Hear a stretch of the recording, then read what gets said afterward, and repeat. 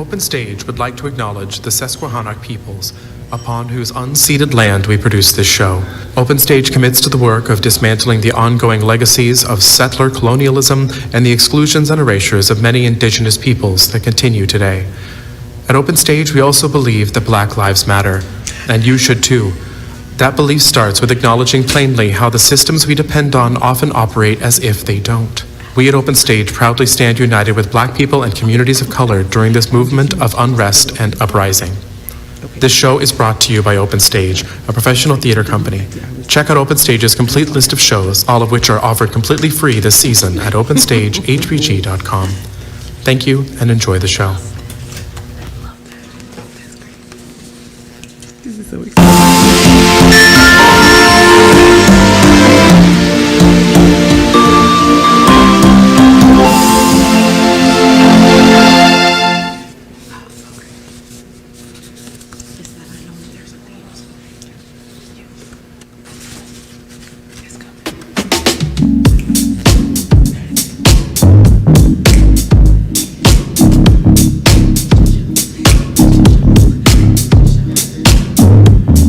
You may shoot me with your words, you may cut me with your eyes, you may kill me with your hatefulness, but still like life, I'll rise.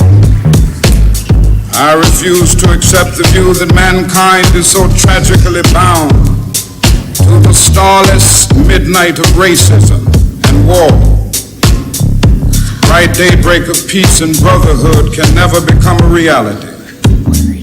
We declare. And now, welcome your host for Black NewsBeat, Dr. Kimeka Campbell.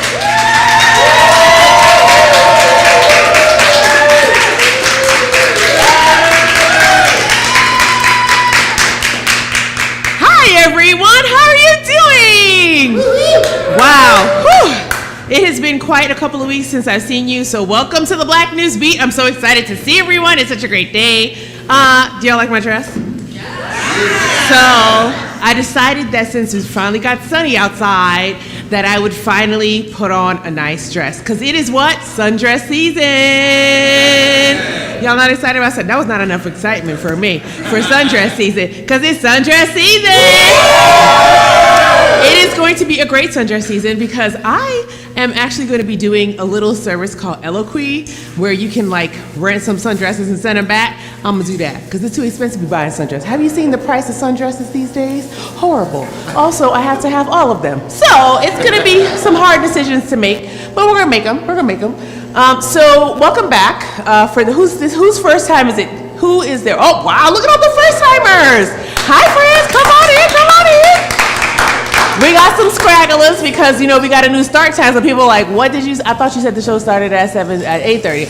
I did. And then Open Stage was like, listen, y'all be staying late. Can y'all start earlier? And I said, okay. So that is why we're starting at 7:30 now. So thank you all for everyone who made it at 7:30. I appreciate y'all. And let's see what we got going on here for a little bit. So before we get too far into the program, Basir, look who's back. It's Basir. So he was back last time, but I didn't give him his he's back shout out. He was out for a little bit doing some self-care and making sure he was all right. So he's back now. Hey babe, you share the stream? Oh, thank you. Look, he's on it. I'm gonna ask somebody else here if they shared the stream.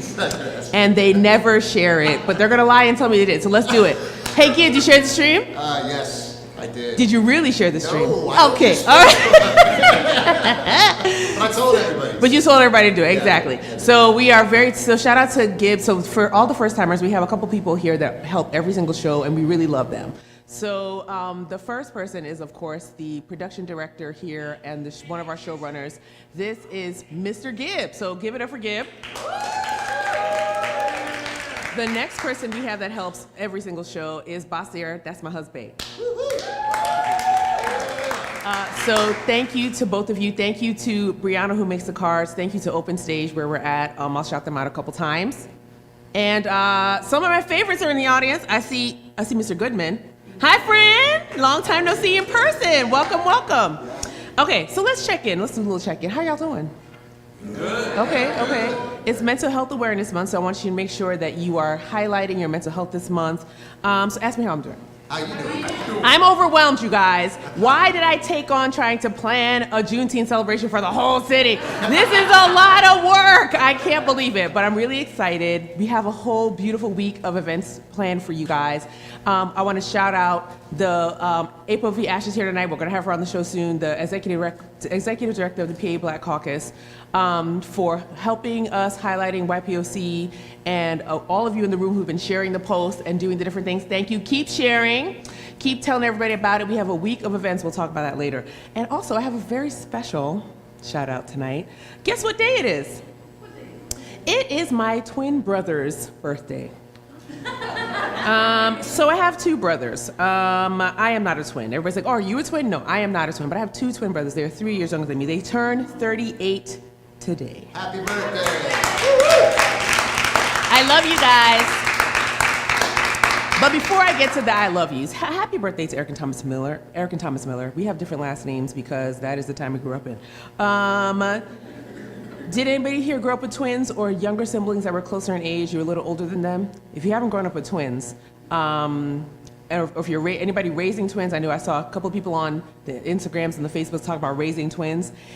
If you are raising twins, or if you grew up with twins or are growing up with twins, I'm just here to tell you, it gets way worse before it gets better. So just keep that in mind. I just want to say to my brothers, thank you for being a pain in the ass for 38 years and counting. Love you guys. And additionally, I want to thank them. Most importantly, I want to thank them for doing video editing for the show. They have their own company called Twin Cam Studios. We'll see a commercial from them soon. They are actually, our whole family's talented, but they really take the cake. They can sing, they can play instruments, they can play sports, they can do video, they can do everything. So I'm really excited to have them in my life and helping. Thank you, brothers. I love you very much. Thank you, dear. So we have some, as I mentioned, it's Mental Health Awareness Month. We're gonna have a game that focuses on that last night. We already have a contestant, ooh.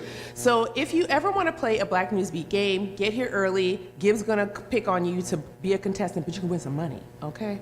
So you can win $10 for one question, $20 for two questions, and $30, a whole $30. You know what you can do with $30? You go to dinner, you get a drink or two at happy hour. I mean, come play the game, you know what I'm saying? A whole $30 will be awarded to you if you get all three of those questions right. So tonight, our guests are super amazing. Help me welcome Elise Irvis. We have the cultured professional is in the building, TCP.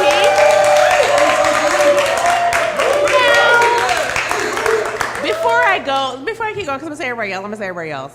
But the culture professionals, if y'all are not watching their morning, we're gonna talk about their morning show and all the other content. They are creating content for us, by us. Y'all gotta get in on this. So if you're not watching their show in the morning, if you want your news, and if you want it blackly, listen to the culture professionals, watch the show. It's streaming on Facebook. Excellent, they do an excellent job. So I've actually been to their studios. It was an amazing experience. I actually got to hook up with Sweet Mamas and went to their brunch. So many great things happen when you watch and tune into TCP and when you connect to TCP. So I really want you guys to get into what they're going to be talking about tonight. Okay. They're amazing. Next, we have one of my very favorite people. I say this about her every time, but so prolific, talking to us tonight. I invited her here to talk to us about, mental health during Mental Health Awareness Month. Dr. Amber Sessoms is here. Very excited. Last but definitely not least, we have we've been inviting different candidates for office to come and tell us about what they do. So last but definitely not least, we have Heather McDonald's here, who's running for PA 103. So, as usual, we have a full slate. Every time I'm like, oh, this is gonna be a light show. We're not gonna do a lot. I then have really heavy hitting guests who are doing amazing things to talk to you about. So thank you guys all for coming. And before we get to the guests, though, we got a couple things to talk about. Let's see what's going on in the country, y'all. Let's sweep these streets, see what's going on.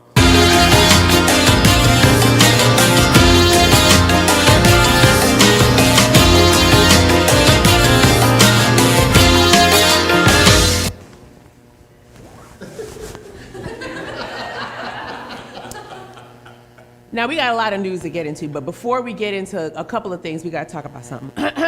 Rest in chaos, Kevin Samuels. Are y'all ready? Okay, this is a sad moment. We're going to talk about it. We are gathered here, okay, because it's giving you eulogy right now. Are y'all ready? I need an organ. Do we have organs? It's okay if we don't. Thank you for somebody getting there. We're gathered here to pay our farewells to Kevin, first of his name, of House of Samuels, the Duke of Fuckboys everywhere. The pandemic provided so many supervillains, and Kevin House of Samuels, the Dr. Phil of Hoteps, was indeed one of the most nefarious Negroes that ever used Beyonce's internet. He used his live streams to give us advice, and on many topics that range from sex to more sex to fat phobia with large quantities of toxic masculinity. His musty-ass content rose a nation of Negroes known as Samuelites. Because what's worse than one Kevin Samuels? A pack of Kevin Samuel clones. Gotta change my card here. All right. After his death was announced, Negroes rejoiced. It was just like when Eveline died in The Wiz. It was a brand new day. Now I know there are some DL Samuelites in here. Let me see the crowd. And I just want to ask you, who told you to hate yourself? Rest in chaos, Kevin Samuels, and may your counterproductive hot takes be the fuel to keep hell forever burning. And scene. Thank you so much.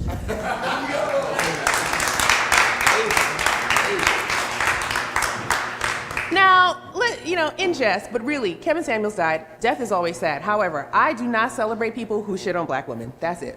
That's the end of the story. So I'm glad that at least that message will not be, even though his videos live on, Lord Jesus, Lord have mercy. His videos live on. But I want people to know that those who shit on black women do not get any remembrance, even in death. Oh, here's another one. Oh, there's so, from the internalized racism to the actual, it's just too much. So we had a racist rant. We have one every day, but this one was weird. So there was a recent rant about Anthony Mackie hosting the 2022 CMT Awards, the Country Music Awards. Anybody hear about this? Yes. Without irony, without this person, Patrick Howley, I put the words over his face on purpose, said, I don't know who this black guy is who's hosting. It's supposed to be country music. First of all, no, you're not going to talk about who this black guy is. This is Anthony Mackie. Put some respect on his name. So that's first. So this is Anthony Mackie from New Orleans, 7th Ward to be exact, who proudly says he grew up listening to country music. He also said, I mean, y'all have hip hop and basketball. This is Mr. Howley. Just fly with your flock, bro. First of all, okay, let me bring it back down. Okay. So obvious. So, oh, by the way, see what he just did? We talk back here. So y'all give it to me as much as you want. Okay, all right. We actually have all of this. We don't just have hip hop and basketball. Music genres that can be arbitrary, and music genres can be arbitrary. And black music is American music. You cannot in good faith ignore black people's contributions to country music. The beloved banjo has what? West African roots. Black songs repurposed and repackages for white audience. So much of country music was stolen from black and brown people. For this man to get up on the internet and on his show in all of 2022 May and say some dumb shit like that. According to the Times article from 2019, Rufus T. Top Payne mentored a young Hank Williams, Gus Cannon, taught a young Johnny Cash. Bill Monroe, called the father of bluegrass, talked of his indebtedness to the guitarist Arnold Schultz. Apparently uncomfortable with the number of black people at the CMT Awards, Mr. Howley said, country music's different. It's not Wakanda. Y'all, sometimes I just wish they would disappear for a little while. That's all. Just a little tiny bit. It's not even correct! It's not Wakanda.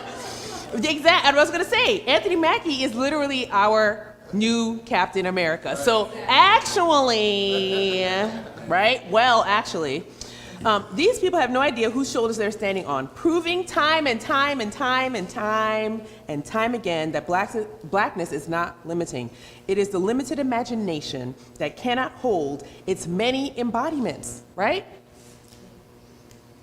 Because what you're not going to do is play with Anthony Mackie. First of all, he was great. Second of all, he's great again. Third of all, if you haven't seen Captain America and Winter Soldier, please watch. What was it called first? It was called Falcon and Winter Soldier. But then they changed it, right? Because he's now Captain America. Oh, sorry. Y'all ain't watched that yet? Oh, we'll watch it now. And maybe they're still mad, because you guys are going to remember this, at Beyonce's 2016 CMA performance with the Chicks, because they was real upset about, but that song is fire. That Beyonce Daddy country song is the best. So I don't even get why they're upset about that. Well, oh the hell well, they can be mad all they want. I don't care. My next favorite thing happening, we got to talk about a lot of TV and movies, y'all, a lot of TV and movies, so let's get into it. It's time for our favorite portion here, Media in Melanin. Where we review all things TV and film. So, let's see what y'all been watching. Have y'all been watching Viola Obama? So I talked a little tiny bit of shit about First Lady last time. I take it back. I want y'all to watch this beautiful series. I know we talked about the faces and people were doing the stills, but Viola is a master of her craft, and the First Lady is excellent. It covers the lives of 3 First Ladies, Michelle Obama, Betty Ford, and Eleanor Roosevelt. And I fucks with all 3 of these ladies even harder after watching these episodes. Like the episodes outline their progressiveness, the way they care about the community. It outlines the difficulties of being a First Lady and all of the back burner kind of rhetoric you have to take on as a First Lady because of who is the president and because of sexism, because how they created the role. So remember, we're watching The First Lady together, right? Don't forget. So if you're not watching it, catch up. We're on episode 4. Even though we wasn't fucking with the perched lips in the beginning, because we wasn't, that really didn't stop the fact that, again, Viola Davis, she can act, master of her craft. All 3 performances of Betty Ford, Eleanor Roosevelt, and Michelle Obama are phenomenal. There were moments where I got emotional. Totally was not expecting that. Every time Michelle Obama said, and I am Michelle Obama, the way that Viola Davis says, and I am Michelle Obama, and I'm here, I'm just like, oh, it's such command. She says it with such strength. And I mean, it's just so amazing. And then watching the lives of how women were relegated to these background roles but still did extraordinary work. Even Michelle Obama, and watching her transformation just in these episodes. Even people who we think have a lot of privilege, right? I often discuss white women as having a ton of privilege, and then watching how these women struggled in those roles to kind of make their mark and to serve the American people was something that the expose was just something I was not expecting. So please watch that. Pretty great. Not trying to give no spoilers because it is good and you will love. The next one we have here. We kind of have a couple of binge-worthy series. So these are all binge-worthy. Moon Knight. Anybody watching Moon Knight? Woo! Now, as a fan of sci-fi and dream worlds and all the different things you can pull together, Moon Knight is giving me everything I need to have. So we have Egyptian superheroes? Yeah. Check. Black folks have won again. And Disney Plus's new series, Moon Knight, starring the fine-ass, one of the writers, I'm not going to tell you who thinks Oscar Isaac is fine. Me, personally, he's okay. Fine-ass Oscar Isaac just concluded its season about a week ago, and wow, Marvel does it for me every time, really and truly. Every single Marvel show, series that they have done has been excellent. Even the What If cartoon series, excellent. If you have not started Moon Knight, you have a whole season to binge, 6 episodes, nothing serious, but binge it, excellent. And then come back and talk to me about how this movie really deals with mental health. Because the way that it approaches mental health and reconciling childhood trauma is some of the best I have seen in a long, long time. It actually kind of fixed some things in me. I'm watching going, wow, I do need to deal with my trauma in a different way. And I do need to confront some of the things that were having me pinned down.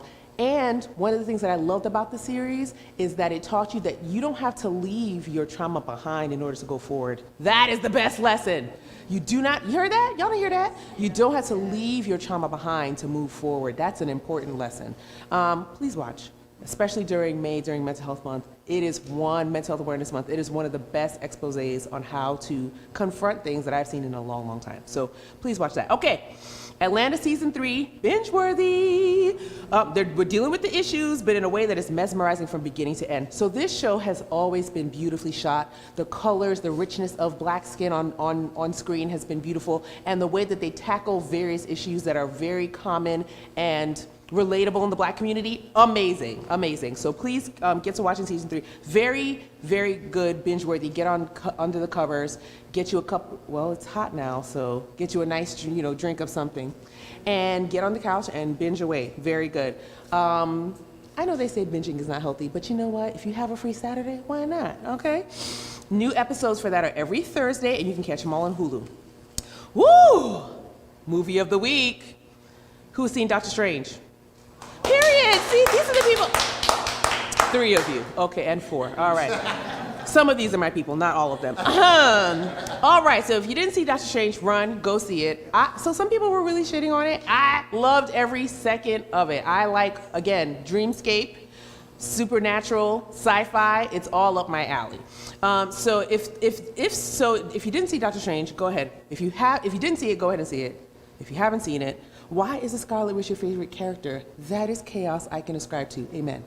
Marvel really has a way of kicking your ass in the theater. Marvel will literally blindside the shit out of you and not feel bad about it. Because the cameos, the story, the action. Now, if you have not started any of the shows on Disney Plus, shame on you. Again, okay, I'm shaming you today. And go start now, because you have to watch some of these pieces to understand what's happening. You don't have to, but it gives you a beautiful, rich back context if you do. So go ahead and watch those. If you're a Marvel head, go ahead and do that.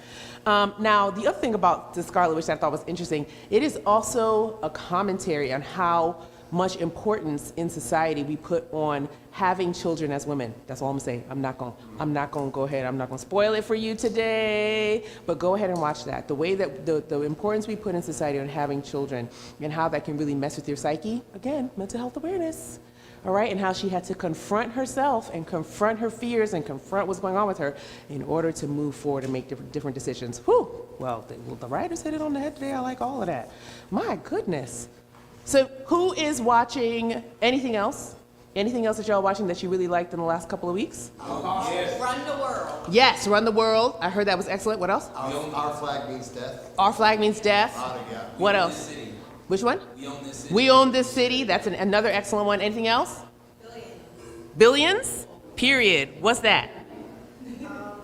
White people with money, hedge funds. Beautiful. White people with money, hedge funds, billions. Yes. So, we cover some dominant culture stuff here, but we're going to take information from Billions that we need to also get our billions, period. So, the other thing I want to make sure you guys know is me and Rachel Landon at some point are going to actually get Movies in Melanin or Media in Melanin at Midtown Cinema, thank you, going, where we'll invite you all to come and have a really fun day with us. So, where we can watch some of this stuff together, especially now since the world is opening up and Dr. Fauci said we're not in a pandemic no more. I don't know if I believe him. Do y'all believe him? No. I don't know about that. We'll see, because there are places around the world where they're like, we're shutting it down again, and so we'll see what happens. Okay, whew. So last thing I want to tell y'all about is our upcoming events with YPOC. So first of all, Black NewsBeat is a partnership between Young Professionals of Color and Open Stage. Shout out to Open Stage. Clap it up for them. Once upon a time in 2020, I met Gib and Rachel, and they were like, wow, you're really cool. Do you want to do something at Open Stage? And I was like, I don't even know what I would do at Open Stage. And they were like, just come do something. Come on my show, My Talented Friends Live. And then he was like, you need your own show. I'm like, I do? Well, I will take it. And so we have been rocking and rolling since July of 2021? No, before that. Yeah, 2021, Christmas 2022. Oh my gosh, time flies. No, before that, February of 2021, and then we started the show. Wow, time flies. So February of 2020, we did the live shows in July of 2021, and here we are today, coming up on almost 2 years in the next Black History Month. It's crazy. Very exciting. So things have really been heating up with Juneteenth HBG. We just announced our first artist, Bow Wow is coming. Now, people were like, Bow Wow. Listen, Bow Wow is actually a consummate professional and does amazing performances. You don't want to miss this. You do not want to miss this. Okay, our 2000s throwback character and crazy person is coming to Harrisburg. Love you, Bow Wow. And he's going to rock the house. We also have another surprise guest that we are going to be announcing soon, so watch out for that. We have so many things. Here at Open Stage on the 15th, headed up by Miss Sharia Ben, we're going to have a community theater night. That's where you get to enter your community theater pieces acted out for a prize. So y'all should definitely get on that. We're also having a Harriet Tubman reenactment. Did y'all know that it is the 200th anniversary of Harriet Tubman's work this year? Did y'all know that? So we're going to be having Melissa R. Sparks coming from Philadelphia. She's going to be doing a Harriet Tubman reenactment right here at Open Stage. Now, if you have not seen Millicent and you didn't know anything about her, I just want to tell you, without me ever putting out a flyer yet, 50 tickets are already gone and there's only 110 seats. So people are really excited to see her and they're really excited to have her come to our area and do this great work. We're having the concert Saturday night. We're having a small conference. We are announcing that, well, actually I can tell you, we already started telling people. We're having Michael Eric Dyson come on June the 14th. Get your ticket. That's another one. 379 seats, 80 is already gone. So get onto the internets, onto Eventbrite, Juneteenth HBG 2022, and get your tickets for everything, okay? We have t-shirts on sale, we got all kinds of stuff, go and get it. Every month, of course, we always talk about our YPOC events. If you want to know more about what we're doing in YPOC and how we're moving forward, this is a weird year, a strange year for us, because we're like literally putting everything into Juneteenth.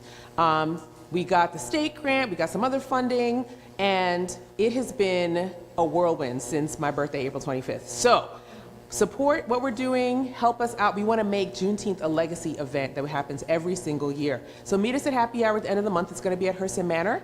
We just had a community information session went excellent last Thursday night. We had a sponsor connect at iHeartRadio that went excellent on Friday night. And we want you guys to come out. Both of those sessions are available on our YPOC Facebook page, so you can see all the exciting things that are happening. It's a week long of events. Shout out to our presenting sponsors for Juneteenth, iHeartRadio. Thank you very much. Clap it up for them. They were the first organization to sponsor us at the presenting level. Handles and Sampson Entertainment, shout out to Boots and Chris. They're amazing. And also shout out to UPMC Health Plan. Those are the order of our 3 presenting sponsors so far. And if you want to sponsor, hit us up on the webpage. We could always use a little more support. All right. Whew, we made it through the first segment. Yay! This is pretty exciting. All right. So let's get ready because we have some amazing guests coming up. The first guest we're going to have is Miss Heather, McDonald. Right after this commercial. So we'll be right back.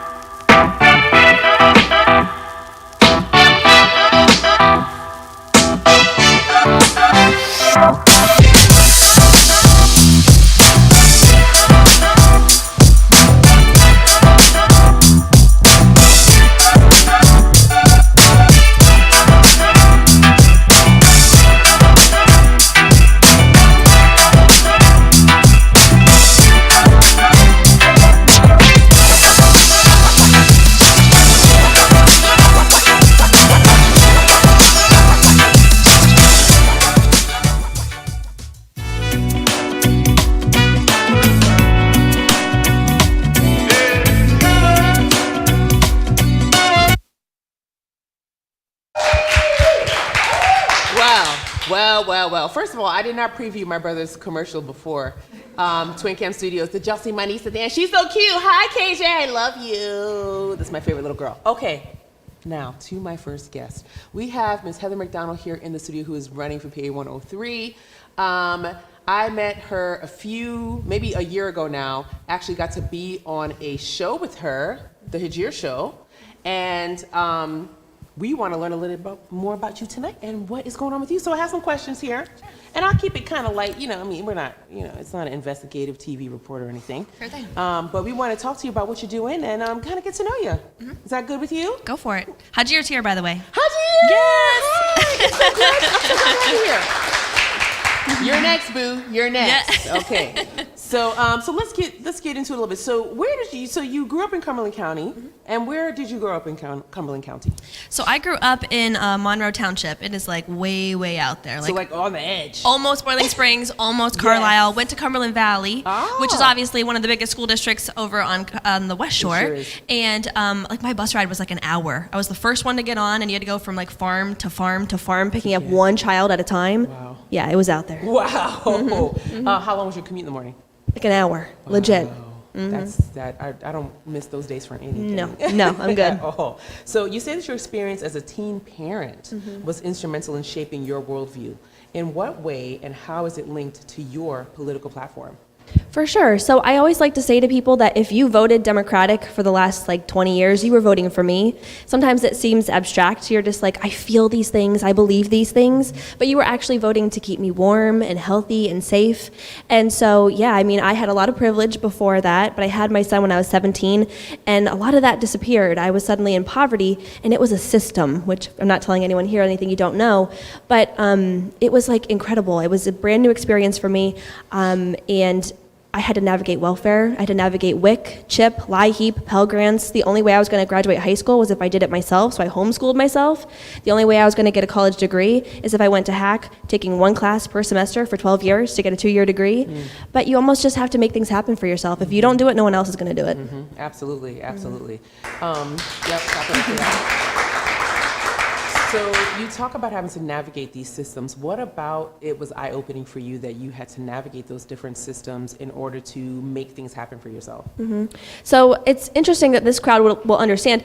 I always say like I was like indignant at first at all of these systems, like because all of the privilege I had was so invisible to me, and then once it was gone and I was experiencing something totally different, it was just the lack of resources. People that say that welfare is easy to get is lying to you. Anyone that says that welfare is easy to keep is lying to you. It was incredibly difficult, and there was just no system in place to catch me. And so again, you have to make it happen for yourself, or it's not going to happen at all. So what about this audience? What do you think would resonate with what you said? This audience, people watching, what about that do you think would resonate? Again, you think your vote is abstract? It's not. There are real world consequences. We need people that are going to go beyond the status quo, because right now you have Roe v. Wade coming down. Can you imagine that coming to the state? We have Republican candidates right now, like Doug Mastriano. He is at a 23% lead above all of his other crazy Republican friends. And so we need people that are going to be able to actually go on that fight. But that means being an engaged voter. There's no reason of having a great candidate or having multiple candidates to choose from if you're not going to get out and vote. Absolutely. So that's why we have to actually pay attention. And so the election, I'll just plug it real quick so we don't run out of time. May 17th, it is Tuesday. This Tuesday, May 17th. If you need help finding your polling place, finding anything like that, just reach out. We can help you. Absolutely. And so the 103rd is like pretty different, reconfigured now. Yeah. And so you are actually campaigning across two counties that are very, very different. How is that going? And so I like to just first of all like acknowledge that they are different. I know some people are saying, oh, you know, it's the same and we all care about each other, but they're different. There are different needs in Cumberland County as there are in Dauphin County. However, I will say that whenever I talk to people and I'm on your doorstep, you talk about the same things. It is education. It's, am I safe? Am I going to be able to love the people I want to love? Will I be able to have control over my body? That is the same no matter what door you're on. It doesn't matter if I'm on, Green Street or in Camp Hillborough. Absolutely. So if you're to be elected, what are your top 3 issues that you're going to be focusing on? First of all, living wage. I know that we talk about a minimum wage a lot, but like a living wage. I can tell you firsthand the life-changing power that would have had for me, at least to be able to put a roof over my head and food on the table, because if we don't pay people, then they do have to fall into that safety net, and they're lucky if they get caught. It's really iffy for them. I also care about infrastructure. Of course, we're all up in arms about taxing or about potentially tolling the bridge. There's no reason to hide that toll in another way or to move that toll to another bridge. It's still going to be ours to pay for. 70% of trips across that bridge originate within 10 miles, so it's us. We're crossing that bridge. Why would we be tolled for that? I also care about education. Clearly, education was something that saved me, and so I would like to fund things that are really practical, like community colleges, VOTEX. Whenever we talk about infrastructure, like building a courthouse, we actually need to build and have that next generation of people who can actually do the work to do that. Okay, so I heard you talk about the bridge tolling. Could you tell us more about your perspective on that? First, I'd like to tell you what I think are bad ideas. I don't think that tolling the 83 bridge is a good idea. I don't think Are you talking about moving the South Bridge? The South Bridge, Yep. yeah. I don't think moving the tolling of the bridge to the 81 bridge is a good idea either. It's just moving the problem a little bit to the left. I don't think that we should be taking money from the state police. Right now, the state police benefit from some of our gas tax money. If we take the money from them, they still need to be funded somehow. So it just kind of hides the tax and gives it to you a different way. So I think that there's two different ways I agree. We've never said the words infrastructure more than we have in the last coming years. There's no reason we can't fight harder for federal funds. I also think there should be a severance tax. We talk about natural gas in Pennsylvania a lot, but they don't actually pay a severance tax. We're the only state that doesn't charge a severance tax. When a gas company wants to sever the gas from the land and sell it, we should charge them that, and that would pay for all of our infrastructure. Wow, okay. And last but not least, why should people vote for you?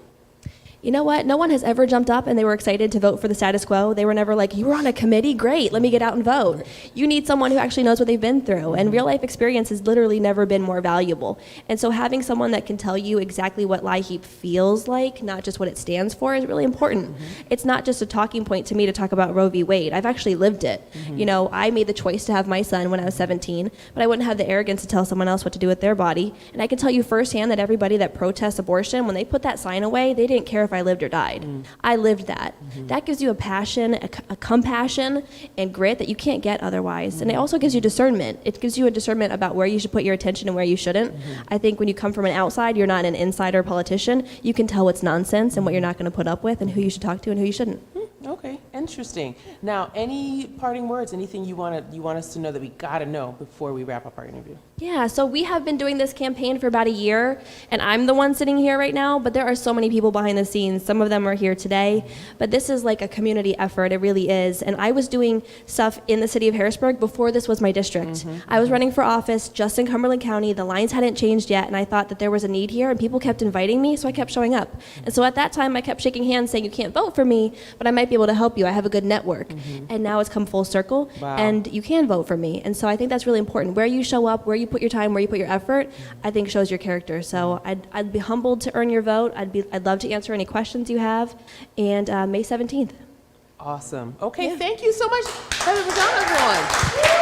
Thank you, sir. We'll be right back right after this. We have more guests. We got more things to talk about. Thank you. I'll see y'all we'll be right back.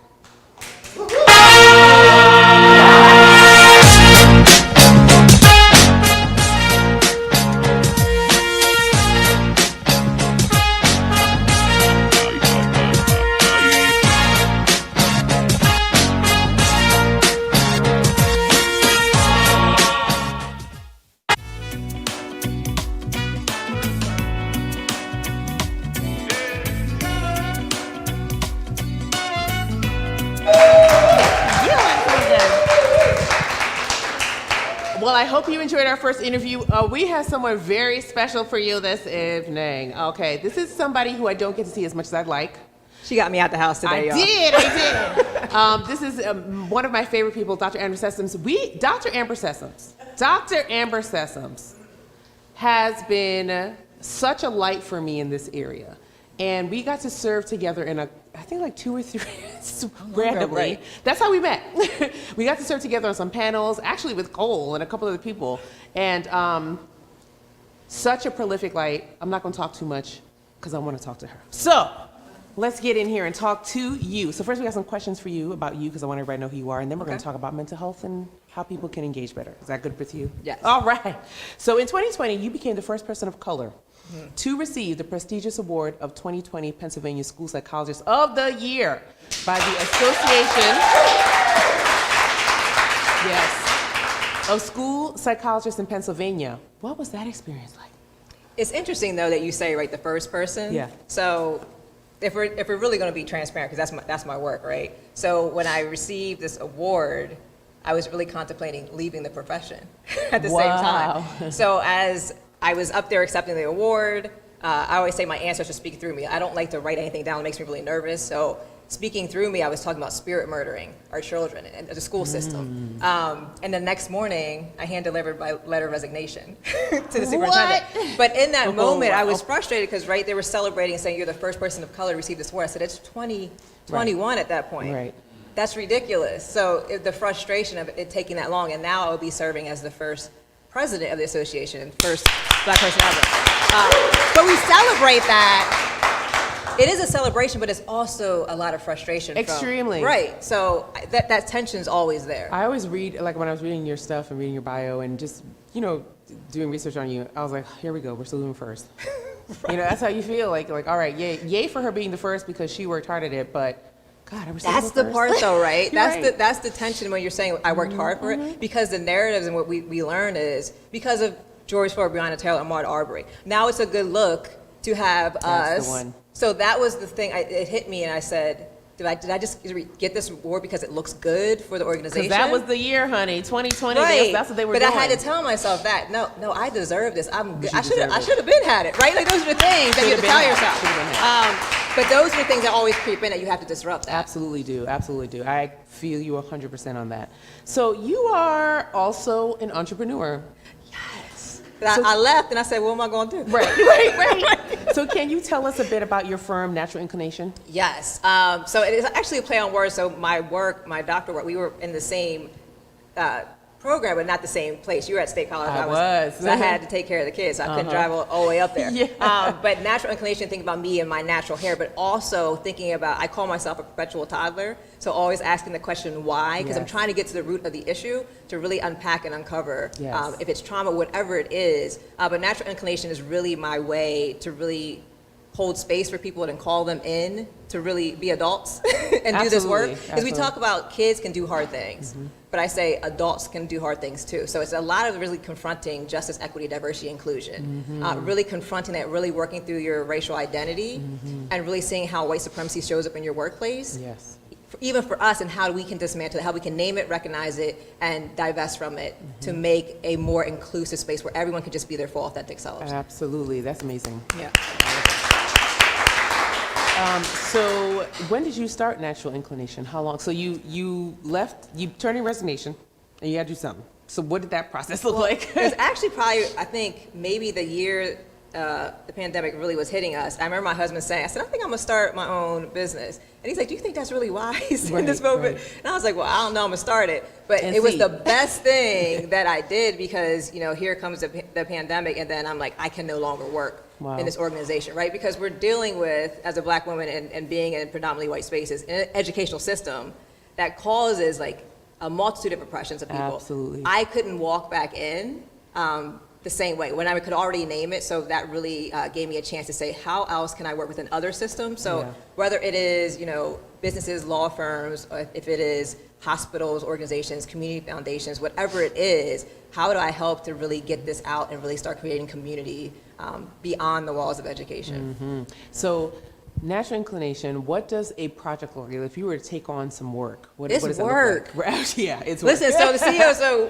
a client I just finished up with, he kept saying, the CEO is like, you're a lot, right? Because you're going to do this work. Like, so I give you a reflection guide. So every month, so usually I don't do, once and done. I don't usually do once and done trainings because you really have to go on this journey together. So it's really about coming into knowing. So I go through these power tool stages. So the first one is like the power of devaluation. So shout out to Dr. Eddie Glaw Jr. and his work about the value gap. So really looking at the history and how we see ourselves in relation to the systems that are in place, all of us, and how we feel like we have to fit into certain boxes. So looking at it through an intersectional lens, all of those things. And then I walk you through, okay, how do I then disrupt that's coming up? How do I name it? How do I speak to it when it shows up? How do I echo when my colleague or typically one of us is the one that's speaking up in the room and everyone else is quiet? Yes. How do I support and echo and hold space for that? And then how do I divest and how do I freedom dream to think about a world in a different way?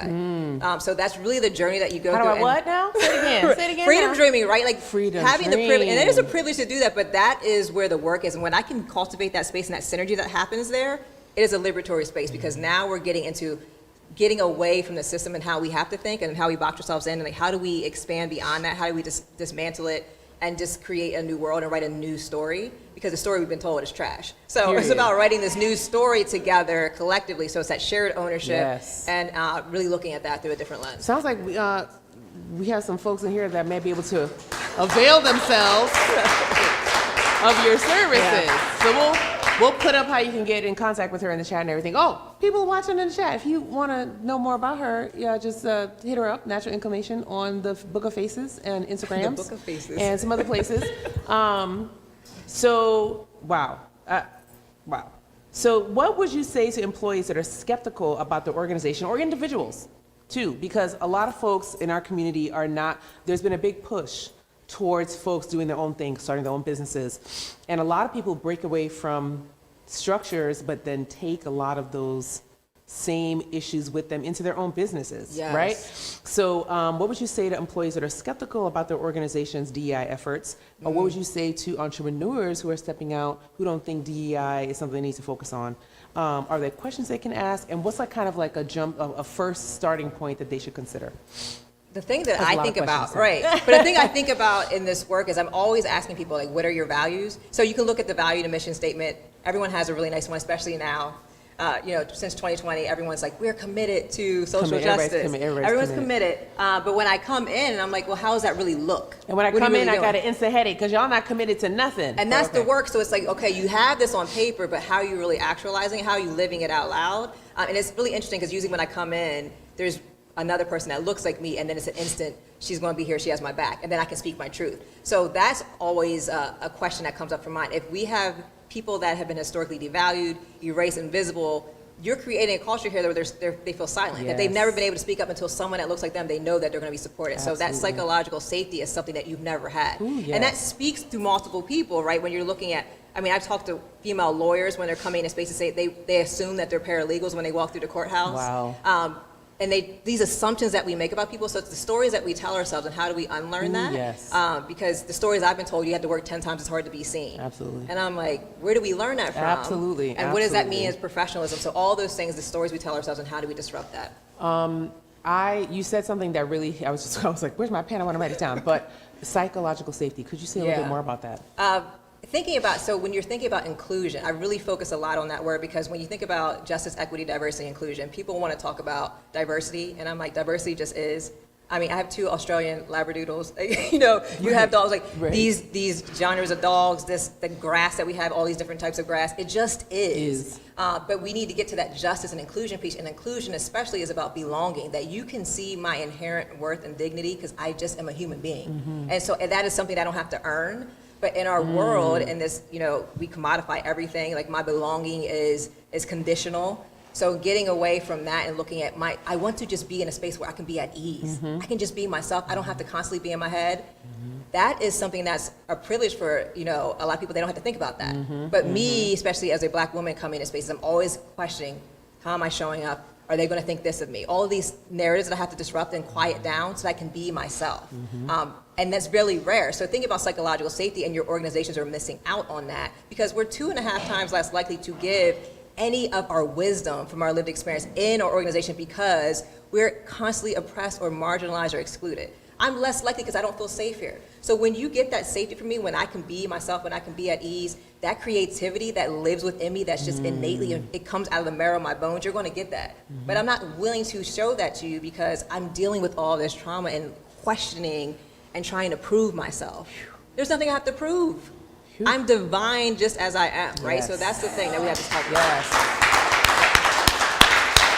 Woo! Just this conversation has healed something in me. I was talking about it last show, I went through something very difficult where I was told in a very dominant culture centered space that I could not lead and I did not exude confidence. And therefore I could not do the things, right? And it hurt my feelings. And that's why I asked you about psychological safety, because that is a perfect way to describe how I felt once that criticism was leveled at me without any support after that criticism from white folks, right? In that setting. I was the only Black girl on the team. I was trying my best, wasn't getting any direction, and then to get, and that's trauma. So it brings up all the stuff, like, that takes you back. We talked earlier about like childhood trauma. All those things come back up to the surface. Absolutely. So that racialized trauma is there. They're looking at that now as saying like that compounded is experiences. PTSD. That the experience can be the same a lot in our communities and our experience. So when those things hit, again, you have to go back to that narrative and disrupting that. But there's a part of you, it stings because you're like, is it true? Absolutely. That hurts. And Absolutely. to acknowledge that and to live with that, but have people in your corner that can uplift you and affirm you. To know that you're enough is important work. So that community is so important. So I just appreciate that you've built that for us, even though I don't come out the house. But you know I'm here. We know you know but we're that here. community is so healing Yes. and needed. And that's exactly what got me through the community, the YPOC Yes. community, after getting that criticism and not having anything to back it up. That was the hard part. That was the hard part. It was like, well, what can I do better? Well, I can't teach it to you. Right. So anyway, we'll have our own session at some Right, point. yeah. But anything else you want us to know before we wrap up this interview? I think so, but it's just a really honor to be in a space with you again, like this, that you're cultivating that you are speaking out and working in your truth. I love that you are doing your dream. This is freedom dreaming for you. Yes, it and is. earlier when you talked about in your monologue was really interesting. When I see someone like you that looks like me doing this work, right, it allows me to dream a different dream. Absolutely. Right, to see myself more fully. Absolutely. And that's the liberation. So that you're doing that for so many of us, just thank you for that. Thank you. Dr. Amber Sessoms, everyone. Wasn't that delightful? Oh. You see my pen too. And what does it say? I'm rooting for everybody black, period. Thank you very much. Yes, thank you. This has been a delight and a treat. And you might need to be a lifeline for our guest who's playing a game. So if you want to stick around for just a couple minutes, okay. not too long. Not Yeah. too long. We're almost done here. We got a couple more guests. So we'll be right back. Thank you, Dr. Amber.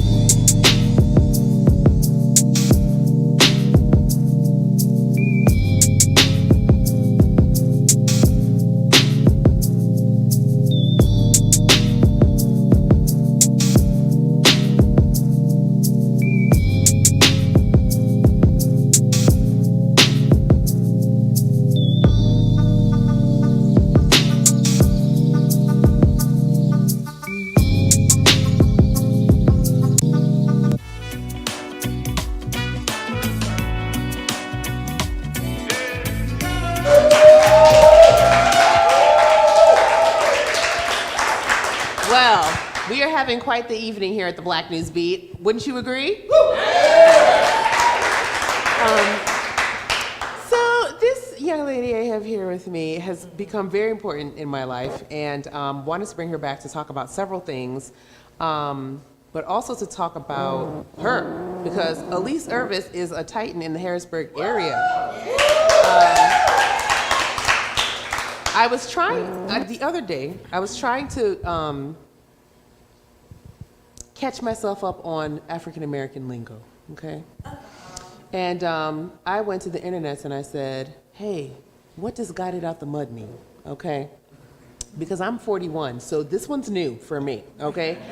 And so I looked it up and I watched a couple videos because I'm, again, old. I was like, ooh, look at this. They got a whole video called Got It Out the, oh, this is nice. Oh, such and such said it. And I said to myself, wow, this describes Elise. Like, she fought her way out of such crazy ass circumstances to be where she is now, starting her own business, La Cultura, starting Black. And we want to talk to her about her success and her future successes tonight. Welcome, Elise. Thank you. Thank you. So I have questions. Let's see how much I read of them. I mean, they did write them for me, so I will read them. But, so you're passionate about entrepreneurship. First of all, how you doing? You look nice. I'm good. Thank you. I'm excited to be here. I'm excited you're here. You were actually one of my, so you came on last year for Juneteenth. I have not come on the show yet, Kimeka. Yes, you have. No, it's my first time. We were at Hurston. Oh, that's technically, okay, I was on the show. You were on the show. I was. It just wasn't here. Okay, it's okay, it's okay. But we right. weren't here in okay, live you're right. yet. That was it. Wow. That was the show. Shout out to you with this. Yes. Same thing. Right? So, like, it has been, it's almost been a year since you were on the show. Wow. And we were talking shit about various people last year. And not in a bad way. We were just calling people out about how they were not supporting our efforts with what we were doing. Because we was doing the same thing. I really feel like we're doing I am doing the same thing that I've been doing, and it's the same thing. And so we're talking about how the support is difficult because of various things. But back to you. You have been supportive. You support, and the reason why I think it's important to talk about support and to kind of connect the conversation we're having last year, because we really were calling out some people. We did. But it's important because, like Elise's, your whole platform focuses on supporting entrepreneurs and supporting pretty much not just entrepreneurs, but anybody with a vision, a dream, who wants to do something different than what they were doing before. So tell me about that. Black economics, right? Disenfranchisement. I feel like the solution to the disenfranchisement that communities have faced is around economics. And, you know, my goal, my bottom line is that, you know, so many people are like, oh, well, we couldn't find a black person for that role who was qualified. Listen, they say it every time. We didn't know where they were. We don't, like, how are we supposed to buy black if we don't know where the black businesses are? Where are There's they? we don't see them. Can you give me a list? Where's the list? And it's like, can y'all Google? Do y'all, okay, you don't like Google. Bing? Is Bing okay? Like what? So my bottom line is that, okay, anything I do, anything I'm standing on, everything I'm standing on is going to result in more black and brown businesses starting, black and brown businesses lasting longer, and women businesses too. That's right. That's right. Amen to that. That's excellent. So where does your passion come from for this? Like, I mean, you are overly passionate about this. Like, every time I see you, it ignites a new fire in me when you talk, when you, like, watching you do the first workshop, because I wasn't there for the second one, for the boot camp. Oh, we're in the middle of our pre-Juneteenth events. Elise is doing a micro-enterprising boot camp, and it has been going super well. Yeah. So before that, though, tell me about where does this passion come from to even do this work? I mean, so it is the 45th anniversary of the first and only African-American Speaker of the House of Representatives here in Pennsylvania. His name was K. Leroy Irvis, and that happened to be my grandfather. Any relation? That did happen to be my grandfather. And I mean, it's definitely a hindsight type of thing that I can sit here at 30 or whatever and say, I guess that's why I'm so overly passionate. Absolutely. Like, it was my norm. It's what we knew. It's what we saw. Absolutely. I've tasted it, right? And, you know, as an adult, I think I was always kind of like, because of that being grown up in that type of culture and those type of people, you know, I would kind of buck whenever I would feel like someone was telling me not to.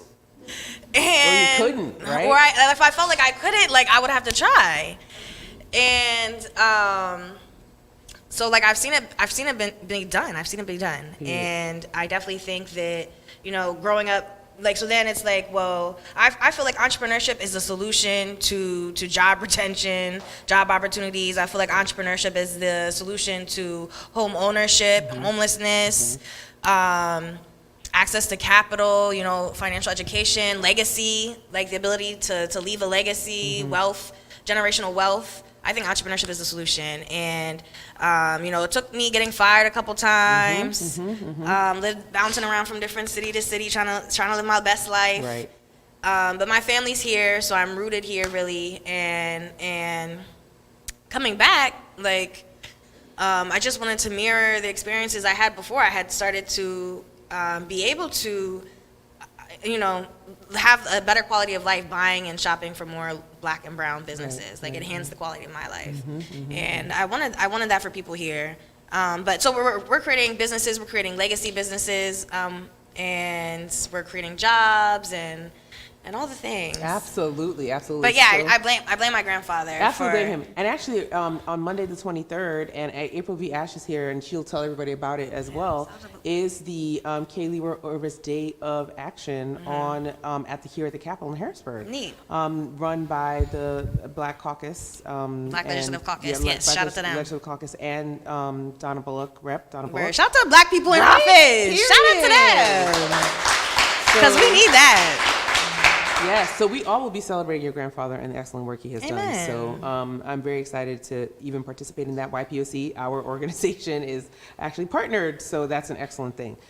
So you always keep things in the pipeline all the time. You always got something brewing, cooking up. You know, you about to do something big every single time I talk to you. So what you got coming up next? I mean, Juneteenth's been talked about. I'm definitely, my plate is full with that. But one of the biggest projects that I've been entertained with or working on is our real estate accelerator. It is for $100, you get 16 hours of training, a 300-page workbook, and a mentor to learn how to invest in real estate. You don't need to be a realtor. You don't need any previous experience, certification. Your credit score doesn't need to be a certain number. But we know that 90% of wealth has been generated and passed down through real estate. And we know that, like, black and brown people need that. We need that. And we know how redlining cut a lot of black and brown people out of Right. wealth via real estate. Yes, exactly. So, so the Real Estate Accelerator Program is an opportunity, an affordable opportunity for people in this city to invest in this city. Harrisburg is ripe for investment. And despite of the weird, crazy market right now, like of all places, Harrisburg is still very prime, ripe for investment. We're a river city. There's a lot of affordable neighborhoods still that are still haven't seen the investment, still divested, and people are really hype about the federal courthouse. So there's numbers might be peaking in that area, but that's not the only part of Harrisburg. That's and for more black and brown businesses to exist and for more black and brown businesses to last longer, we need access to capital. We need assets, access to different types of capital, right? And so that's been a big thing. Shout out to Your New Home. Shout out to James Hobbs, the homie from North Carolina who, you know, a lot of people come to this city to work. And for whatever reason, they stay. So he's one of those, and we've done 2 cohorts, so there'll be 2 more cohorts for the rest of the year. We do one each quarter. And how can somebody find out about that if they want to take part? Hopefully you guys are on social media. You should be following La Cultura. Gibbs not on social media, so I don't know. Yikes, who's means? But yeah, so laculturahbg.com. If you click that and then you click black. Black is going to take you to all of the things. Stands for Building Legacy and Celebrating Culture. It's BLACC, because we're not just starting businesses like freaking laundromats, right? With no real mission, or not that laundromat can't have a mission, because it can. Shout out to Fox. Fox. That's actually our Hurston preferred. It laundromat. is. Yes, it's the bags. I recognize that. But we're creating legacy businesses, right? It's the way that we're creating the businesses. So real estate is part of that. I just had a workshop this evening. I literally just got off the call and jumped on stage about business structure and accounting. We had an accountant, CPA, an attorney, and 22-year investor. This guy from Brooklyn who's looking at properties in Harrisburg, and you know, they were talking that talk, but. A big part of it is the learning curve, right? Our learning curve, ours and black and brown people, our learning curve is a little bit steeper, especially when it comes to real estate. So not only do you get the training, the 16 hours of training, but you also get at least 4 workshops like that one every year. We do those quarterly as well. That's excellent. So yeah, laculturahbg.com. Click the black tab, and you'll see the Real Estate Accelerator. You'll see I do one-on-one consulting if you're trying to start or scale and grow your business. We have a ton of other masterclasses, business-related masterclasses. So that's fantastic. Wow. Thank you. So before you go, we have a little project we're doing. Juneteenth. Yeet. How you feeling about it? We need some vendors. Yes, this is the opportunity for y'all to recycle your dollars, to buy black. Ching, ching, ching, ching. So there's 4 vendor opportunities that are happening for Juneteenth. If you go to La Cultura's website, laculturahbg.com, and then you click book the space now, I think, or one of those other options will take you to the vendor links, and it's all under Juneteenth events. So Thursday, Friday, Saturday, Sunday. You can get this money. Come get this money. We're doing a boot camp right now to get you ready for the money, right? Because it's kind of like Black Friday. Yeah. Like sales are different than regular, That's right? right. Because white guilt is a thing, and it goes ching ching ching ching ching ching ching That's how ching it goes. Absolutely. So that's what we're counting on. Period. And we're trying to get the businesses geared for that. So the boot camp is going on right now. We have one more workshop in that series on Monday, 6 p.m. at Hurston Manor, 315 South Front Street.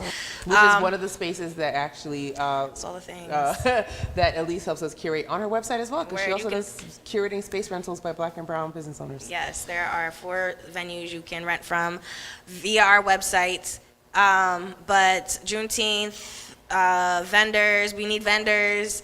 Thursday, Friday, Saturday, Sunday are opportunities for you to come and set up your stage, your space, your table at one of the Juneteenth events. And all the Juneteenth events are family friendly. So it's really, vending is really the new bootstrapping. Absolutely. It's really the new way people can start with what they have. A 6-foot table, some linen, some creativity, a little black girl magic or whatever. Sprinkle that on there. And then, you get this money. So, and it's low barrier. It's like $50 for for-profit entities to sign up, and $30 for nonprofits. $30 for nonprofits. And You're that welcome basically as just well. helps us pay for all of the spaces that we rented. That's it. Like if we rented a space or we did anything, it helps us pay for that. So it goes right back into everything. Yeah, I mean, and there's everything's a cost. So, so it's gonna be a good time. It's gonna be a money making time. It's all about Black. I think Juneteenth. I say Juneteenth is a economic holiday. Period. It's about economics. That's about Black exactly it. economics. It's about returning economic access and opportunity and increase back to the Black community. And the goal isn't to come this one time and buy all these artsy or whatever white people deem what they buy from on Juneteenth and shit. Right. But the goal is to normalize it, right? So what I would task everyone who's watching this right now to do is that the next time you're at a pop-up event, then when you come to the Juneteenth events and you see the vendors, I want you to seek out a product that you can entirely replace. Yep. Whether it's the shea butter, you don't go buy your your lotion at Walmart anymore. You're gonna buy Envy's shea butter.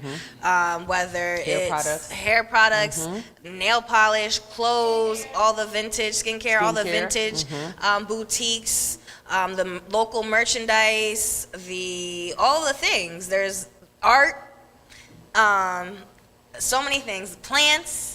Right, Services, there's different kinds of services, event planning, everything. There's everything. Yeah, we should normalize it. Absolutely It just right. if we're really talking about equity, right, and we're in a city and a region that is majority Black and brown, how comes your dollars don't look like that? That's right. That's right. Why don't your ask yourself right now? When was the last time you bought from a Black business? It's in a city that is 78% Black and brown. 78.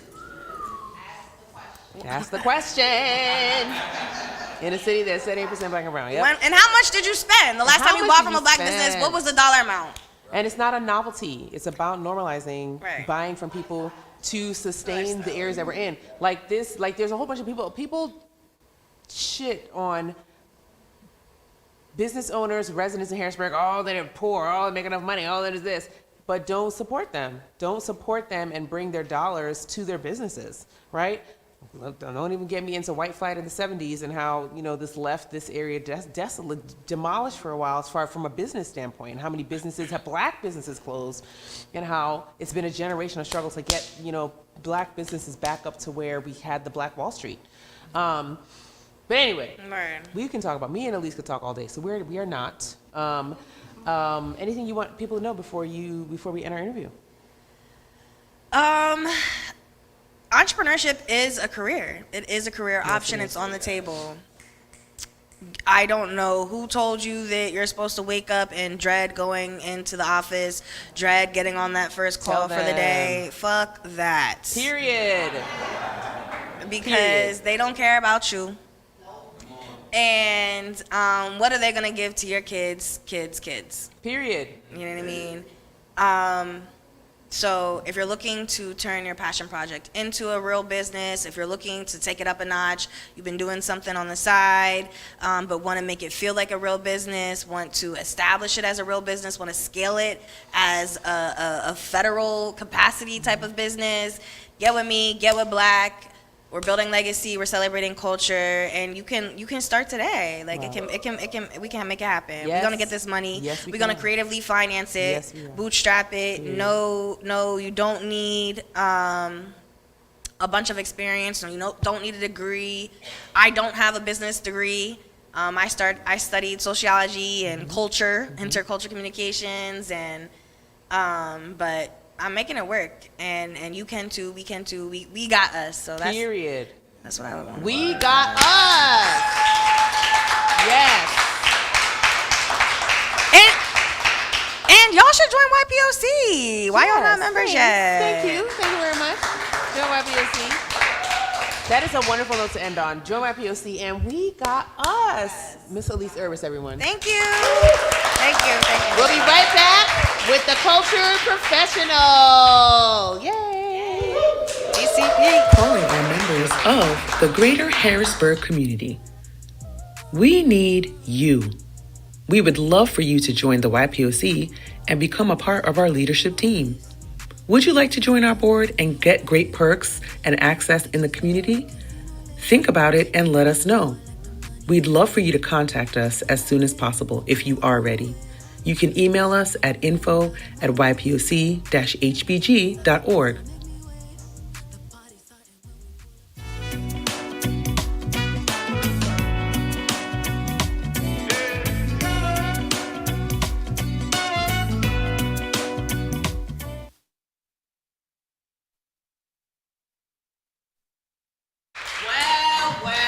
Hello. Hello. You got it, Kyle. So we have some people here. Uh-huh. We got a lot of people up here. A lot of few of people. us. You're a little too far from me, but it's fine. Like I don't.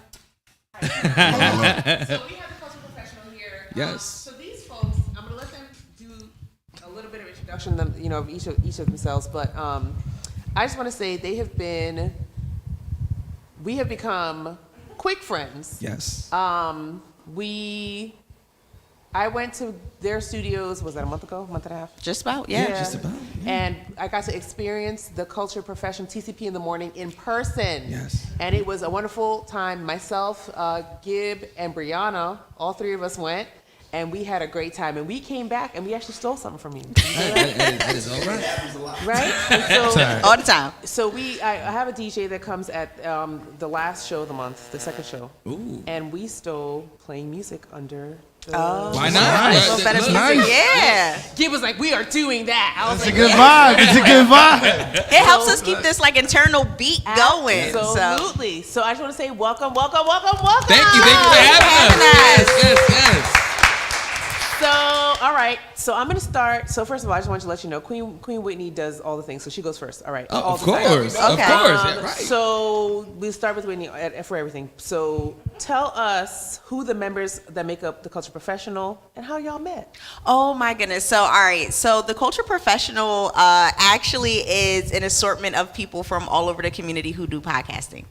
So for the most part, we are known by our morning show, but we also have Reset with Reverend Sherry Lupton. We have Felix, who recently joined us, who does Journeyman Chronicles, and some other Black and brown podcasters. So the Culture Professionals are all types of people of color who do podcasting and are out here actually sharing the narratives of Black and brown people all across the globe. That's amazing. So anybody can really be a culture professional. Absolutely. Out here really doing the work. It's not limited to just us. We just kind of coined the term. That's right. That's right. You know, because we were like, we don't want to be urban. Hate the word. We're like, how do we say Black people or Right. brown people and not say urban, right? Right, yeah. Or inner city. Inner city, yeah.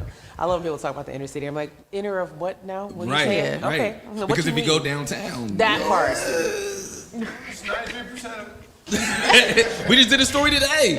93% of Black folks that live in large districts can't afford to live there. Yep, that's exactly. I mean, but that makes sense though, considering that our average household income, our wealth range is about $9,000 per family. Wow. Yeah. Wow. So who are the rest of these guys up here? I mean, we Oh, know man, Queen these Whitney, people? But who are these folks? Oh, I'm DJ Double O. My name is also Taekwon Wright, if you know me in person. But if you know me on the show, I'm DJ Double O.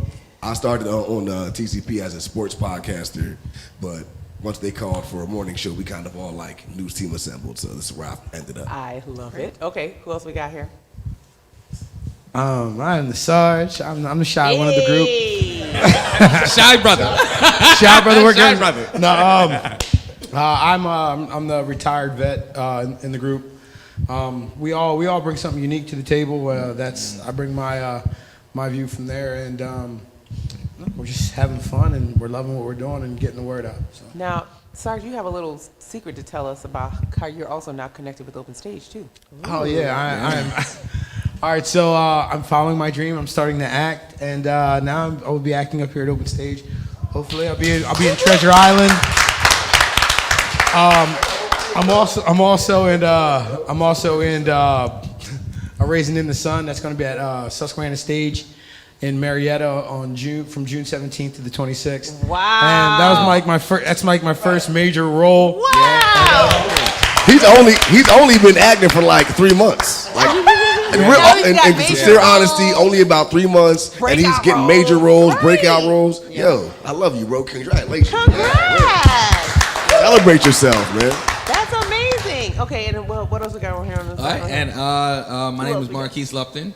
I am the CEO of this thing that we call TCP, TCP Media Group, and TCP in the Morning. Former news reporter, and started this thing because being a part of the news industry, we have this thing called if it bleeds, it leads. So that means that the most egregious stories, the craziest stories, they get the most coverage. Right. I was in New Jersey when Sandy hit. And Sandy. And they like to tell you stronger than the storm, but the news networks continuously had us put out negative stories, and there was a bunch of great stories going on, and it was at that moment it was like, you know what, I'm a part of the problem. You know, the system, the machine that keeps on putting out those mugshots of men that look like me with a beard and dreadlocks, and say, you know what, that's the problem. You know, versus those white collar crimes, you know, that affect more families at a higher that part. But that was really the inception of TCP. My wife and I, we began this thing in Philadelphia, and TCP is about the 5th or 6th rendition of what we call entrepreneurial journalism. We tried something called the Lupton Foundation. We tried an online magazine called Face Philly. FACE was an acronym, Family, Art, Community, Entertainment. We tried a show, Straight No Chaser. And now everything kind of came together when we moved back home and had a support system. I knew these brothers since my youth, and they bought into the dream, and they helped support it and bring this thing alive that we call TCP. You know, and I love your version. I'm making it quick and simple. Let me hear yours now. I said, sir, you know what? If you get fired, we can't trust these white people. So I'm gonna need you to learn all the skills that they training you for, so that we can go out here and make a job for yourself. Period. So we're gonna take all the skills that you're learning from these people in these stations, and we're gonna build our own stuff. Absolutely right. And that's how it worked for me. I was like, look, I don't know how we're gonna do this, but you're gonna take all of these skills and you're gonna build your own thing, right? And I always envisioned, in my mind, it was always like this assembly line of like black and brown people that would be coming out of our building to go into the field of journalism and media, right? Because it's about 78, 79% white. Yes, it is. You know, so think about that in terms of area, even higher. Right. And so who's telling these stories? Right? Who's telling the stories of Puerto Rico losing money? Who's telling the stories of Africa and more COVID? Who's telling these stories, right? Nobody's talking about Brett Favre stealing from low-income families. Nobody's talking about that. Nobody's talking about how when they went in and fixed New Orleans, how those houses started crumbling a few years later. Nobody talked about that, right? And so when we started the morning show, it really was a part 2 of Straight No Chaser that we aired in Philadelphia for over a year. And we said, all right, well, let's kind of do it like a 2.0, and let's talk about all the black and brown news that we should all know about. Absolutely. Right. Everybody should know this. We should all be talking about this. Let's put it out there. And we've been able to reach so many people in our community, and not just that, but when we are telling stories, not just from a a perspective from like international or national headlines, but even just our local stuff. We've had people show up to city council meetings, holding city council accountable. Absolutely. Like, hey, we heard this on TCP. Absolutely. What's your, you got to tell us something. What's your answer to what we Right. heard? Absolutely. Right. And so just to feel that level of impact over our community members and seeing how empowered they feel. And, my handsome husband co-host here always says, get active and get involved. Absolutely right. And so to just see people go out there and actually do those things. Absolutely right. You guys, from what I try to watch at least 3 mornings a week. There was months where I was watching every morning. But from what I've seen is that you're empowering people to tell the stories. You guys are telling the stories, and I can see from your guests that they feel empowered to go out, and then you see it. You see the increase that people experience from being on the show just personally, and I very much appreciate that. So you already answered my second question, which was like you told us how you had basically went through so many iterations before you got to where you are now, and now it's like super fabulous, by the way. So we talk a lot about how there is not representation in these different places and spaces, right? Especially where stories are being told, the news, these other places. Like, a similar mission with Black NewsBeat, getting the stories out about us that should be front and center in the communities where we should be front and center, right? So what role do you think digital media can play in communities telling their own stories? Or what role is it playing? Because you guys are already you're in the forefront of the digital media world. I'll be quick and fast. So here's the thing. What I love about podcasting is actually the cost of entry, right? And Elise had kind of talked about access to capital. The cost of entry to podcasting was practically free. As long as you had access to internet and a computer, you were good to start making your own audio podcast and really start going out there to tell those stories. If you live in the hood and you want to talk about how somebody got shot on the corner or the people selling drugs, you can go into your computer and start podcasting and sharing those stories. And so we continuously seen an increase over the last 5 years of podcasting. And because of the rate of entry is so low, we're seeing a ridiculous number of Black and brown people get into this field and be able to change their economic status. And that's what we really want to see. Absolutely right. And I think it's, you said everything. Well, I want to be quick. No, it was quick and everything. That was very efficient. Listen, they be always like, she say everything on the show. People are like, oh, she talk all the time, and I'm like, I'm listening to every word. Everything. Yo, we say on the show, like, Lady L has real fans. Oh yeah. Like people might recognize my voice or recognize Sarge and DJ Quiet Storm, but they know Lady L and identify with her in public. It's one of the and quote her out in the street. We'll be at lunch and people come up, yes! I heard you this morning, Lady L. Yes! Somebody had actually approached me on the street and was like, so what's up with the elites, right? Because that's what we call my fan base. We call them the elites, right? So Lady L and the elites. So my fan base is the elites. So they're like, hey, so when are we going to get together and do something with the elites, right? Because we talked about doing doing the shooting range and everything like that. That's crazy.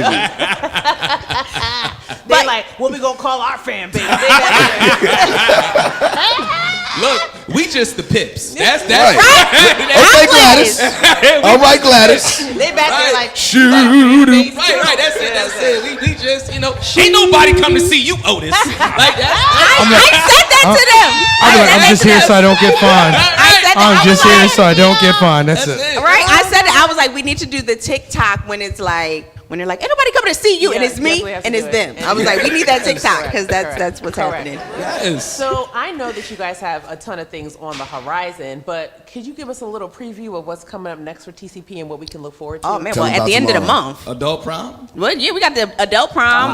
My handsome husband co-host is speaking at the Black Pod Festival this year. Yes. So we'll be in Atlanta at the end of the month. That's amazing. So if any podcasters are watching, if you don't have tickets, go ahead and get your tickets. Yes, but yes, he will be speaking that Sunday of the conference. It's Saturday and Sunday. And So can he'll you be say the speaking name on again? Sunday. The Black Pod Festival Conference. So it is a place where black podcasters come together. They started out on Instagram just with a page and giving advice to podcasters. And we kind of just started following each other because we had a podcast network and they were the Black Podcast people. Right. And so we just started sharing information and following each other. And just over the years, we like followed them. And I told Marquise, I was like, hey, just apply to, speak at their conference this year. I think it's only like their second or third one. Right. See what happens. And he was like, hey, I got it. Awesome. From her lips to God's ears when we do it. Like, all right. Amen. Taquan, did you say something was happening tomorrow? Is that what you said? Oh, yeah. Tomorrow Man. is like, we all started the morning show in different capacities, right? And I was a DJ or a budding DJ. Mm-hmm. We had the morning show, and Sarge, like I said, he only became an actor in the past few months, right? Real quick though, Double O does fancy himself a comedian. I just want to throw that out there. Remember? He fancies himself a comedian. I hate that you said that, but anyway, I said all that. I said all that. How many people you know who fancy themselves? I said all that to say, tomorrow we all will be separately working in our individual capacity. I will be through TCP and through all the work I've done. I got a DJ gig at a pretty prominent festival tomorrow, Velocity. Sarge has his own thing. What is it? What is the festival? You gotta tell them what Velocity is. Let's go, Sarge. I mean, I'm just DJing. It's like a big art festival. They're using to raise money for the art in the city. And I don't know how I follow up what you said. Like I'm just a buddy. I'm going to be live art, I guess because of my budding body. Budding body of what? I fancy myself a body person. He fancies himself a model. Yeah, yes. He's like, get it together. So I don't know. I'm waiting for the big news. Yes. So when you going to tell us the big news? The big news? Mm-hmm. The big news. Like when we reach a network type big news. We are currently we're working on that.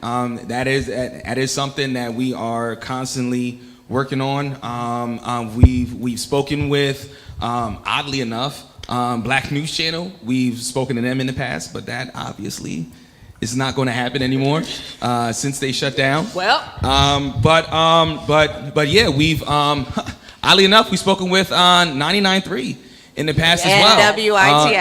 And WITF. But what we keep on finding is that the content is a little bit too melanated. It's more we're the competition.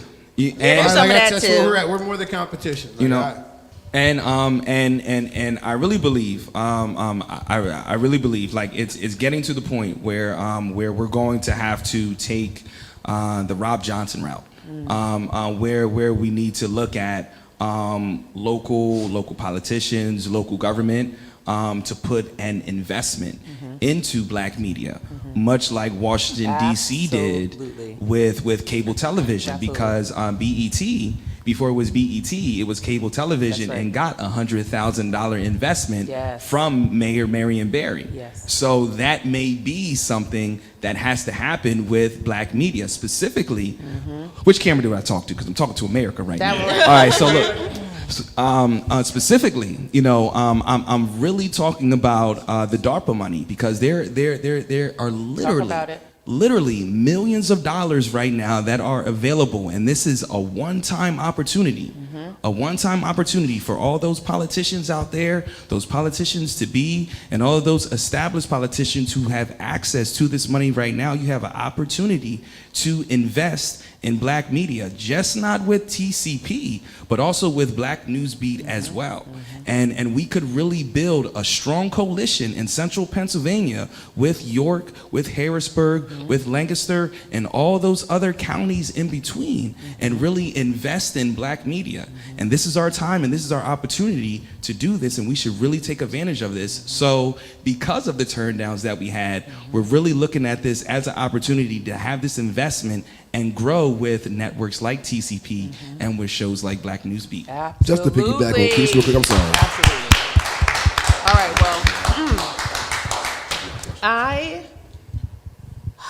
cannot express how much you guys have changed you've helped me rewire my brain almost possible. One of the reasons why I even kept doing this show is because I was watching y'all. So I just want to say thank you for inspiring me. Thank you for inspiring all the viewers, the thousands of people that are watching you guys every single week. And I look forward, I know we're going to cook up some things too.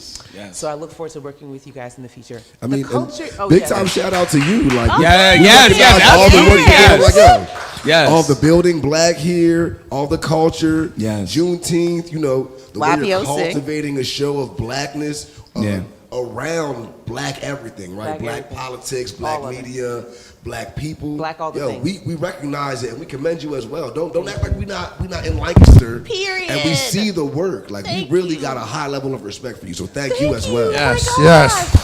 Plus, you're my sorority sister too, and you're amazing. Yep, and this is my frat brother. Yeah, I just had to say that. So we got all these black Greeks on the stage. I just had it, all this Greek. Wait for it. All these black Greeks. All the black Greeks on the stage. So I just want to say thank you for the inspiration. If you're not watching TCP in the morning, at the very least, that's how you get your entree into their world. And weren't they great? Thank you guys. Thank you. Thank you for everything, and we'll have you back soon. Yes. Thank you. Hey, thank you. Yes. Okay, we'll be right back with Last Lap, and we're almost out of here. The blackest thing streaming. To broaden your skills in digital media creation? Are you looking to be a part of a great team? Well, we need you. The Black NewsBeat will be trying to fill various positions to help make our show a great success.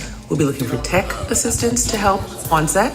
We'll be looking for writers to help write the show every single episode. Also need digital media assistants. Absolutely need some live audience coordinator.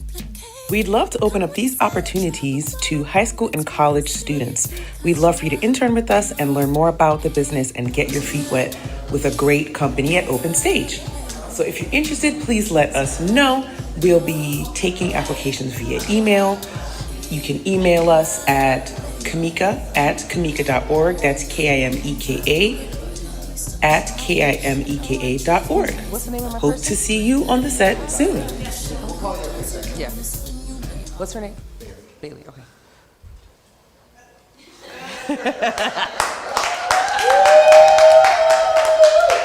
All right. Well, it is time for Last Lap. It is Last Lap. Woo, it means we're getting out of here. First of all, y'all talk a lot because it's 9 o'clock. Second of all, Bailey, come on up to play our game. We have our audience member, Bailey. Bailey is here to play our Black NewsBeat Last Lap game. So Last Lap is where we play little games and we get on out of here. It is Mental Health Awareness Month, so I have some questions based on mental health awareness. 2 true or false and 1 multiple choice. This is a test, okay? And the test means that you get to win some money. All right. Answer 1 question right, $10. 2 questions, $20. 3 questions, $30 via gift card. Is that okay with you? That sounds great to me. All right, make sure that I don't steal your money by giving me your email when we're done. Okay. Okay. So you ready? Can I get some game music, somebody? As you'll ever be? Yes. All right. Thank you. So Stressful one. that's the stressful one. I love it. It's good. Beautiful. Now, welcome to the game here at the Black NewsBeat. Here's your first question. True or false? Are you ready? Yes. Sure. I think. All right. True or false? 1/4 of all mental illness shows early signs before a person turns 14 years old, and 1/2 of mental illness begins before age 24. True or false? I'd say that's true. You say that's true? Yes. Audience, is that true? No idea. No idea. That is false. It is actually 1/2 of all mental illness shows early signs before the age of 14, and it's actually 75% of mental illness begins before the age of 24. Wow. Ready for number 2? Sure. All right, so she didn't get $10. Maybe she'll get this next $10, all right? Listen, think appetizers, think happy hour, so you can get this next one. Okay, true or false? 40% of African Americans seek treatment for mental health issues compared to 40% of white individuals. Is that true or false? I'm gonna go with true again. Is that true, audience? That is false. That is false. It's really 25% of African Americans seek treatment for mental health issues compared to 40% of their white individuals. And the reason for this drop-off includes misdiagnosis by doctors, socioeconomic factors, and a lack of African-American mental health professionals and those who are privy and sensitive to the issues in the African-American community. 3, are you ready? This is your last chance to win $10. I'm trying. Are you ready? Okay. I'm trying. This term, multiple choice, this should be easier. This term was coined in 2008 by critical race theorists. Ooh, critical race theory! The boogeyman! Was coined by critical race theorist William Smith. It was originally used in reference to these experiences of African American men in America, but it is now expanded to describe the negative and racially charged experiences of all people of color in the United States. Is it imposter syndrome? Is it racial battle fatigue? Or is it prejudicial disorder? Which one do you think it is? Could you repeat the question? Absolutely. One more time? Sorry. This blank, fill in the blank, was a term coined in 2008 by critical race theorists. Remember, it's a boogeyman of critical race theory, so think about that. William Smith. It was originally used in reference to the experiences of African American men in America, but it is now expanded to describe the negative and racially charged experiences of all people of color or POCs in the United States. Is it imposter syndrome? Is it racial battle fatigue? Or is it prejudicial disorder? I'm stuck between B and C. Okay. Do you want to? We've got some folks in the audience you can ask. You can use the lifeline. Can I use the lifeline? Yeah, let's see. Who we're using? Oh, Dr. Amber Sessoms is here. All right, yes, I would love to. I was gonna say B. I was thinking. B. Well, you use your lifeline. Thank you. And you get $10. Thank you very much to our guest, Bailey. I appreciate you so much. Thank you so much. Absolutely. Thank you, Bailey. Thank you. So Bailey gets $10. And I wanted Bailey to get more money, but next time. So we're going to wrap this up. Every show I send somebody to hell. And I'm sending everyone this show to hell who voted for the president, who appointed the justices that are enabling the very politicized SCOTUS to almost assuredly overturn Roe v. Wade. Go to hell. Y'all can go to hell. Justice Alito, please go to hell. Your commentary on the broader idea of autonomy, but especially autonomy over one's body as not being based in historical fact is actually true. Because slaves surely did not have autonomy over their own bodies. You get an all-expense paid trip to hell for hearkening back to a history where people owned people, where women could not vote and could not own property or have bank accounts. You absolutely are sitting up here in 2022 trying to use the history of this country as a benchmark and reference for why people should not have complete and total control over their own bodies. And for that, you will burn in hell for all eternity. This is really about having control over the means of production, and that production being the birthing of new humans. It's the one thing that people without uteruses cannot control, so they have to try and legislate it. But I'm here to remind us all that the principle of autonomy, especially to do with one's own body, should be protected and promoted at all costs and by any means necessary. I refuse to use the racist, sexist, historical context of the United States to promote more human subjugation. Naturally, this leads me to send Scott Perry to hell as PA-10 rep. To Mr. Perry, you are a seditionist, and you had a hand in this too. I cannot wait to not vote for you in November. Just had to get that off my chest. Go to hell, okay? It's the end of the show. Good night. Be kind to yourselves. Love on yourselves. When nobody tells you that you're great, I'm going to tell you you're great. You're awesome. You're wonderful. We had wonderful guests tonight. Thank you to all the guests. Thank you to everyone. To everyone who graced this stage and brought such wonderful offerings tonight. I appreciate you all. Good night. See you on May the 25th.